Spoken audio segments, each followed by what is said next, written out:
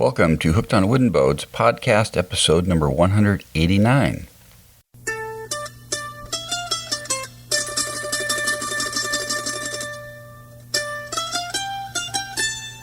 I'm your host today, Dan Matson, aka Wooden Boat Dan. If you can't do it, nobody can, although there's been several attempts to do so. And this is the world's first podcast fully dedicated to celebrating the art, craft, history, tradition, and romance of wooden vessels around the globe. Thanks for tuning in today, folks. I am recording this on December 2nd, 2016, but you might be listening to this on December 2nd, 2075. Who knows? Well, that's kind of unlikely. But anyway, thanks for tuning in today. We're going to have fun as usual. Featured segment today is an interview I did with Rich Johanson this year. Rich is a graduate of the Northwest School of Wooden Boat Building in Port Hadlock, Washington, which is near Port Townsend. And now he's the administrator and student services manager at the school. And, well, I'm going to give it away here. He is the owner of Philbrick Boats, which he purchased, I believe, a year or two ago, which is a company that was founded in 1934 that builds beautiful mahogany runabouts. And so stick around for that interview. It's a lot of fun. Rich talks about what he's doing with this company that he purchased out of California and building some of those boats, and talks about the school and lots of fun stuff. So we're going to play that here in a couple minutes, so stick around. Well, my goal these days is to record a podcast every 2 weeks, which I think is manageable with my schedule. And so that's happened 3 times in a row, I believe now. This will be the 3rd time that I've done one. Is that bi-weekly or semi-weekly? Bi-weekly, I think it is. Anyway, so that's cool. And Hooked on Wooden Boats has now had over 230,000 downloads since I started this podcast. And I can't believe it. It's been more than 5 years. I started it in October of 2011. So there's been over 200,025 or 200,030 downloads, which is pretty fun. So thank you very much for listening. So personally, I have been working on my Scamp. I had a goal of finishing building the yard by October 31st. And I actually finished building it November 29th or 28th, right around there. So the yard is something, I didn't even know what a yard was till I decided to build the Scamp, but it basically holds the top of the sail up on this balanced lug rig. And I built it out of Sitka spruce and started with a block of wood 2 inches by 2 inches that was 12 feet, a little over 12 feet long.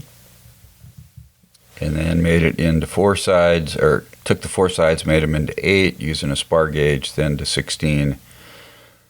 Then after 16, I kind of did it by eye, took my plane, just kind of take some corners off, then did some sanding, and it came out decent, came out good. It's not perfectly round, folks. I don't build perfect boats, so if you want to listen to a podcast about perfect boats, then you're going to have to find that somewhere else. But this yard will look good, it will function, it's safe, and it'll be safe, and it's strong, and it's made out of Sitka spruce, so it's very light. So there you go. So now I'm pretty excited because I'll actually be able to work on the actual Scamp, which is partially built. As you may recall, I purchased this Scamp, partially assembled Scamp kit about a year ago, almost exactly a year ago, November of 2015 in Port Townsend. And so, the cabin's on the boat, and the lap strake panels are on the boat, and the cockpit sole's in the boat, and the transom's on the boat, and so there's quite a bit done. A lot left to do, but it'll be fun to actually be working on the boat, so I'm pretty excited, and I've kind of reorganized my garage. Again, kind of cleaned it up and done some things, and we actually bought a quarter of a beef from some friends that raise cattle, and so we had to go buy a freezer combo for the garage, so that took up some space. But it was fun because in 1984, the year after my wife and I got married, I built a cabinet, kind of like a bookcase, and very carefully built this. It was 4 feet wide and 7 feet tall, and how deep was it? 9 inches? The shelves. So the shelves are a little bit narrow. Anyway, I've used this bookcase in my garage since 1984, and we put this fridge in, and the bookcase was too wide, too big to put anywhere. So I was going to give it away, but I like to repurpose stuff. So I took the bookcase and I cut it down to 30 inches wide. So I cut through the back and the top and the bottom and through all the shelves, which there's like 7 or 8 shelves. And then I put a new end on it where I'd cut it off, and then I was able to put it perpendicular to the wall next to the fridge. So I got a nice space so I can still store stuff on. So that's kind of fun. I like doing stuff like that. That's almost as fun as boat building. So there you have the Scamp update and the yard update, and we're going to roll the tape now with Rich Johanson of Port Hadlock, Washington. Take it away, Rich. Okay, I am with Rich Johanson of Philbrick Boats. And Rich, welcome to the podcast today. Thanks for having me. And we're sitting at the Pocket Yacht Palooza in Port Townsend. It's June 11th, 2016. So I happened to meet Rich. He's got a boat near where I'm at the Palooza here, and he started telling me about his story. So give us just a little background about you, Rich, how you got into wooden boats and the boat school and stuff like that. Sure. So I'm here at the Palooza selling or displaying a couple boats for the boat school that they have made over the last couple of years. And it's one of my many hats I wear for the boat school. But my story getting to the boat school, originally from the East Coast, started my career on Wall Street, made out here to Seattle. I was a banker in downtown Seattle, and about 4 years ago had a heart attack, mainly from stress at work. And 2 years later, I woke up one morning and just told my wife I was quitting my job and going to boat school. And I think she's kind of shocked and asked if I was crazy, and I said probably, but it's something I needed to do. Just got to the point where I love my job and I was well compensated for, but there's no passion involved. Really, my heart was not in it. I enjoyed the people I worked with and what I did, but at the end of the day, all I had was the last deal I did or the paperwork I just filled out, and I really wanted to change my life. And that's the story that the boat school really has done. It's changed my life. Mm-hmm. Enrolled in school in the fall of 2014. And not only did I have a lot of self-doubts, but my family even questioned what I was doing, because the joke was I couldn't even hang a picture on a wall, let alone build a boat. I did not have any mechanical or woodworking background or any skills. So it was a daunting feat to take this on. But I fell in love with it. It just fueled a passion. I struggled the first couple months at school, and it wasn't until our second quarter we came back to start building boats that it just clicked. It just all fell into place. And I've been fully immersed 100% in wooden boats from then on. So just let me back up for a second. How did you know about the boat school? I did some research online. I started looking at schools on the East Coast and comparing the different schools. And what had happened is I took a visit out here, and it was at the same time as like late May, early June. And the students were finishing up their third quarter. And what I observed was an amazing amount of skill and craftsmanship that developed over a short period of time. I asked them, they just started in October, and now it's May, and they're building boats. And then how did they get from, walking in the door to being able to do that? And that just really amazed me.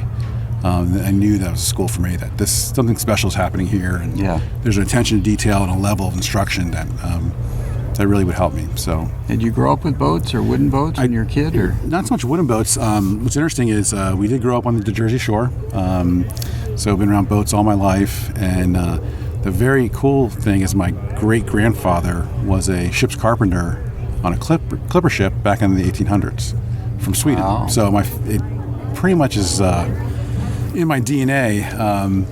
And my grandfather and my father are all own boats and have been in boating. And I grew up on the bay in New Jersey there, just crabbing and fishing. And so I've been around boats all my life and had a passion for them. Yeah. Not so much wooden boats. That's what I really found here. What was so special is wooden boats. So, So you enrolled in the school in 2014? Yes. Yeah. And which program did you go through there? I did small craft traditional construction, which was really awesome because we got to work on a lot of different boats.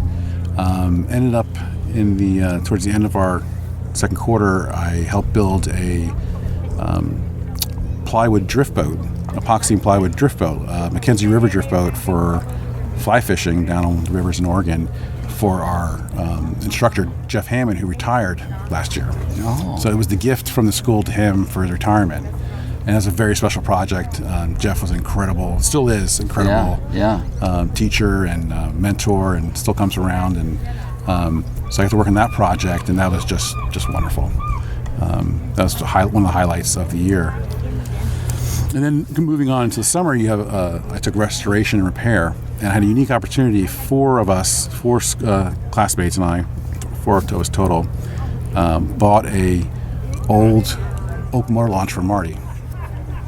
It was an 18.5-foot motor launch built in Bremerton in 1929, and it needs serious work done on it. But we saw the boat, loved it, has beautiful lines, and we brought that in as our project in class. Usually the school provides the projects. In this case, they let us bring in our own project to work on it. And that experience over the summer, restoring that boat, was just magical as well, too. I mean, getting to take it apart and something that's so old, and looking at the craftsmanship that was done and recreating it, and just figuring out how things were done back then, and it was great. It's a project that we're still working on. We're almost finished with it, and hope to have it here in the festival probably this summer for sale. So just a beautiful old boat. It's got a 6 horsepower 1-cylinder engine that we just had fixed, and it's one of the original engines of the boat.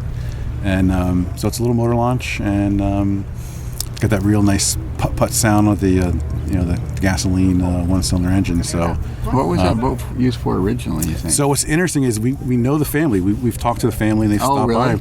by. They're originally from Vashon Island, and they used to take the boat, the parents, a couple kids, and a dog, and then tow a dinghy behind it with fuel and supplies, and beach camp all the way to Alaska and back every summer in an 18.5-foot open motor launch. Oh my goodness! They had a little temporary tent kind of thing they put over it, but the person who was a kid at the time, came and saw it and told stories about going up to Alaska, and just a remarkable story about it. We can't really find any information on the builder. They really don't know. We know it was built in Bremerton. We know the name of it. Just there's no really records of. It could have been a large shipbuilder who just built it off on the side. But the craftsmanship on it was incredible. They did some really intricate work on it. Is it Carvel planked boat? Yes, Carvel plank boat. So we've had to replace most of the frames, and about 75%, 80% of the planks. The backbone is original. We saved that because that was in good shape. We did replace in Purple Heart the rear portion from the end of the keel up to the horn timber. That's been all hand carved. We did that. A little stem repair, but other than that, it's original. And we're going to keep it an open motor launch and put some thwarts in it, a little engine box over it, and what's the school going to do with it when it's done? It's our boat. We own the boat, so we brought it to the school to work on it. We pay for all the materials while we're at school. As in you personally? Me and 3 of my classmates. Yes. Okay. So it was. We brought the project to school, and they let us work on it in school. Oh, I see. And we pay this. We pay for our materials. Yeah. Okay. Which is kind of a unique proposition. Yeah. And working on your own boat brings a lot of things into it. We took a lot of time and care and thought into what we were doing, so it was really interesting. Cool. And that was the same group of classmates of mine that got me onto my next project, which we talk about. So tell us about that. So during school, one of the first things, the first day of school, they tell you not to buy a boat. So I said, okay, I'm not going to buy a boat. But they forgot to tell me it's not to buy a boat building company. So in the middle of school, the same four classmates and I looked at this company that my wife found on the internet. It was called Philbrick Boats, and it was down in Oakland, California, right there on the bay, estuary of Oakland, and was started in 1934 by Don Philbrick. And they made custom lake mahogany wooden runabouts, primarily for California, Lake Tahoe. A lot of their boats are still on Lake Tahoe. And Don passed away, I think, in '96, and the business turned over to his apprentice, who had it up until last year. And they did a lot of work, but as he became older and things slowed down, it just really kind of ground to a halt. So my wife found this ad for buying the intellectual property of a boat building company. And so we contacted the people and we went down and looked at it. And ultimately, one classmate of mine, Lee Symes, and I purchased the business. Really? So we purchased all the intellectual property, some of the assets, and moved it all up here to Port Hadlock. And with the goal of restarting this brand and really building new boats, new mahogany runabouts. Wow. So where are you at in that process now then? So it's gone very fast. So that was July of last year. I asked the school, and the school agreed to build our first hull for us. So the proposition for the school was that they have projects they need to build, whether it's commission or on spec. Obviously, if it's on commission, they know it's paid for, and they have a project students can work on and learn. So I commissioned them to build just the hull, which they're just finishing up here next week. And once that's done, I'll take it over to my shop, and we'll start to put in the decks and the interior, the systems and the engine, and varnish it, and hopefully get that all completed. But it was a great project. The school, because it involved one of the instructors at school, Olivier Hoon, who's a new instructor at the school, and his class, local designer Jim Franken, who took our original 1951 hand-drawn drawings of the boat and convert those into the computerized drawings. And we built the boat together as partners, all three of us working together, the owner, the builder, and the designer. And the unique thing about the boat is it combined various methods of boat building. We cold molded the bottom of the boat, which is usually done in our contemporary program. We use traditional mahogany plank on batten, seam batten framing, seam batten planking on the frames, which is traditional. So if you cold mold, so I'm not a boat builder really. If you cold mold, then on top of that you're putting your frames, and then how does no, because it actually comes up to where the chine is, where the hard chine is. So it's cold molded on the bottom. I see. Transitions from there, transitions to your traditional planking. Oh, I see. So it gives the bottom a really almost bulletproof type bottom. Yeah. Okay. And then we put a thin ply of fiberglass on the outside and on the inside as well too, which will all get painted. The outside will be a bottom paint, the traditional colors that our company used. So kind of from the waterline up is traditional planking. Yeah. And we sourced the Honduran mahogany from Insull, and it's not your Honduran mahogany that you had years ago, but it's pretty good quality. I like it. Pretty uniform in color and it's grain. So I think it's gonna look nice. We'll varnish that, hand varnish that, and So the big challenge right now is, as a boat builder, is the hull's finished, is getting the engine and all the mechanicals right.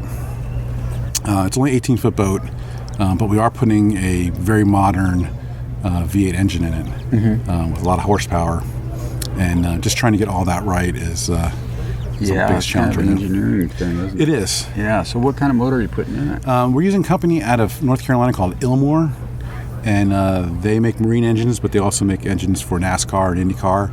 They're very high performance, high tech engines. So they start with a big block General Motors engine? GM engine, and they marinize it. And a lot of, I can tell you, a lot of other boat builders are using them. One of our competitors or another runabout company, Stancraft on Idaho, uses them as well too. So they've engineered, they know how to work with a wooden boat builder. Yeah. And what I like about them too is I was able to get on the phone with someone high up in the organization very quickly, and we were able to talk and hammer out a deal. And our goal is to use one engine manufacturer with a warranty, a 5-year warranty, so we can provide our customers, a well-built engine that can be serviced across the country. So, thinking of manufacturing from a strategic side as well as from the ground up. So, are there other companies around the U.S. building similar type boats? There are. So, originally our company was the only West Coast runabout company. There's a few small ones. We've saved the brand, keep it in existence. Stancraft is in Idaho. They've been building since the late 20s. But then the focus has always been on the Midwest, Michigan, the upper Midwest, and New York. Hackercraft is reincarnation of Hackercraft is still in business. Oh, really? So there are about a dozen of these companies that build the same type of boats, and we believe one of the reasons why we went into this, there's still a market for a high-end product like this. Very classic looking. We're going to keep it very classic looking, all your chrome, and it's going to be a throwback to the 50s and the same style. We are incorporating a lot of technology within our boat that will be hidden, so it doesn't look like a very modern boat, but there will be modern technology there to use. Wow. So what will be the speed of this boat? Top speed? Top speed, which when we go to production, we'll probably dial it back, but right now it's probably about a 50-knot boat. Wow. Which is way too fast. Yeah, for an 18-foot boat. Yeah. So, like I said, this is our prototype, our show boat. I'd like to get this out to the market and show people what we can do. But we can build boats from 18 to 27 feet. Okay. So we have the original designs from the 30s, 40s, 50s that we can utilize. Yeah. And that's what we'd like to continue to do. So when do you think this boat will be done then? Our goal is to have it done October 1st for the Merlot and Mahogany Show out in Lake Chelan. It's sponsored by the ACBS, and which is the Antique and Classic Boat Society. Yeah. Okay. The Seattle chapter sponsors that show. Yeah. And that's our goal. I mean, and also it's going to be launched when it's ready. Yeah. This is a passion. We are in the wooden boat industry after all, right? It is a. There's a lot of work put into this, and we want to make sure we put a good product out. So yeah, totally. But that's kind of our goal, and we'll go from there. So there's just two of us who took this venture on. The good news is we're talking maybe hiring some students right at boat school. Oh. So. Which is kind of the reason why we relocated to Port Hadlock, is to bring jobs and create more, create something for the local economy and give back to the school and hopefully hire more graduates. And we're really invested in doing something like that. Yeah, that's cool. So do you work at the boat school? You volunteer, or what? I started out by volunteering at the school. I actually had almost a internship. I had a fellowship at the school for a couple months after school. Worked at the school, but then I've asked to come back and fill in as the admissions coordinator. I've also been asked to fill in for boat sales, which I'm also doing. That's why I'm here at the Palooza. Okay. And I've also joined the board of the school. Oh, right. Okay. So you're employee and board member. Right. Right now I'm an inactive board member. I was actually on the board. Now I'm an inactive board. Probably not supposed to be both, are you? Right. So I'm not an active board member right now. But once my duties as admissions coordinator's over, then I'll go back on the board. I'm filling in. Unfortunately, our admissions coordinator had to leave, and so the school called, and I'm always willing to help out. And so I'm doing that full time right now. Yeah. Plus the boat sales as well too. So. Wow. Okay. And so you guys are. You had a lot of students this year, right? We do. We had a class of 62. My class that graduated in 2015 was 62, and the class here of 2016 started out with 62 students as well. And we're on track for next year for the class of 17 to have the same enrollment. Okay. And you do some classes here you do the large craft here at we did. In my year of 2015, we had a contemporary program here because we didn't have the space on campus. Yeah. But we since moved that back to campus. Oh, you did? We did. The school's in the midst of a capital campaign to raise more funds to build a couple more buildings down there on our Port Halifax side. We have over 5 acres there. Yeah. And we have some historical buildings there in the waterfront. Yeah. And we like to maintain our presence there in the community and the campus. Yeah, So it's a cool campus. it's a very You cool. got the Jeff Hammond shop. And Yes. So we'd like to build another one like that for our contemporary program. oh, okay. You got room there to do it. We have the room to do it, yeah. Yeah. And we've added on to the Jeff Hammond building this past year. We put a mill shop onto it, Oh, really? which is an addition to it. And then we're working on putting a classroom in that building as well, too. So we have shortage classroom space as well, too. So Okay. the school's growing. There's tremendous interest in what we do and what we teach. And I think it's wonderful. I really enjoy the vocational aspect of the school and the training that it gives people. Yeah. Something I wish I did 20 years ago. Hindsight, I would love to have come here 20 years ago. And so I'm very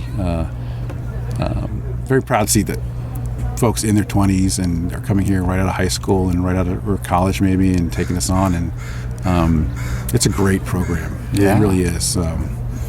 It's a worthwhile investment in your. So a few years ago, there was a boat down there called the Felicity Ann. They were working on It is in our shop currently, and they are just finishing that up. Oh, nice. So the Community Boat Project, I believe, and some other entities were working on it. It came into the school, and we've basically finished the hull and some of the decking and house. I think someone else might finish the interior, but it's getting there, huh? It's getting there. There was money raised for it, and we actually did finish the hull is completely done. It's beautiful. Another historic boat. Yeah, it was the first transatlantic woman, female sailing in the 50s or It was in the 50s, yes. Yeah. Right after World War II. Cool story. It was a great story. We have some great boats up there. We have another boat that we're restoring, a Blue Moon, which is kind of a well-known design. It's hull number 1. So that's really cool to be able to do these historical projects that have some significance to the boat building community. And the school is very flexible that we work on all kinds of projects. In the same building as the Felicity Ann is a 38-foot motor sailor. A local designer, Carl Chamberlain designed, and it's for a client. And we've been building it now for like 3 years. Okay. That's part of the process of it being educational value. It has to go through the classes to learn and a teaching tool. But that's a huge project, and it's all in the same building. You have a historical sailboat, a big motor sailor with a big engine in it, diesel engine, and then also we just started a folk boat, which is a non-powered sailboat. Straight boat. Being designed to specifications because it's a class of racing sailboats. I know down in San Francisco they have a large contingent of those. So all these interesting projects in one building. Down on Lower Campus, they're finishing up my runabout, and they built several small rowboats, a sit skiff, which was designed by Ray Speck, who was one of our teachers. And then in the contemporary, they're building a human-powered submarine for the University of Washington. The University of Washington engineering students have a competitive team that does human-powered submarine races. And so they've been building those out of fiberglass and carbon fiber. We built one out of strip planking, wood strip planking. And it's just an amazing project. Oh, wow. So I got to get down and see it. You have to see it. It's amazing. And the fact that 2 people get into it and they do a bicycle thing that runs the propeller. Yeah. And they do a race. They have international races. So they go overseas to race these things. And then they have races here and they alternate. But 2 people with a scuba tank go down in this vehicle, and they do a straight line race, and then they do a slalom course, and it's all human powered. And just an amazing Wow, thing. that is So amazing. That's cool. they came to the school wanting to try, hey, how would it perform doing a contemporary wooden composite type build? So Yeah. a lot of cool things going on at school. Very fun. It's very fulfilling, it's a great place to be. I'm very Awesome. happy. So for those listening, Rich, that maybe have questions about the boats you're building that you're going to sell, or about your company or anything else, maybe give us your contact information. Sure. Best way to reach me, it's Richard Johanson, Johanson. My email address is richard@nwswb.edu. The school's website is www.nwswb.edu. and you can find all the information about the projects on the boats we're building currently, boats we have for sale, the programs we have to offer. And then Philbrick Boatworks, the website is www.philbrickboats.com, PHILBRICK boats.com. Cool. Well, thanks for being on the podcast today. I really appreciate it. Thank you so much. Wish you the best of luck. No, thank you very much. Okay. Take care. Talk to you soon. Thanks so much, Rich, for doing the interview. It was fun hooking up with you earlier this year. I think we hooked up during the Pocket Yacht Palooza and did the interview there. And I wish you the best with Philbrick Boats and your work at the Northwest School of Wood and Boat Building. It's all really fun stuff. And so best to you. And thanks again for doing the interview. Okay, well, thanks for tuning in today, folks. You can hook up with me by email if you'd like to, woodenboatdan@gmail.com. You can subscribe to my newsletter, which I send out occasionally, although I haven't sent out for a while. hookedonwoodenboats.com/subscribe. It's all free. If you go to my website, there's some articles and some photographs, and there's an index of all the podcasts, 189 of them. There's a few resources if you want to buy some stuff related to wooden boats. And if you go to my website, you can click on the Amazon link there. And then if you make a purchase on Amazon, I get paid a small commission, which I think I just got like $16 recently from Amazon for people that have purchased stuff through my link, which is also at hookedonwoodenboats.com/Amazon. So send me an email. Tell me what you're up to. If you enjoy the podcast, let me know. If you don't, well, keep that to yourself, maybe. Have a great week. Get in the wooden boat game if you're not already in. Keep the bright side up and the barnacled side down. Wooden Boat Dan, over and out. God bless.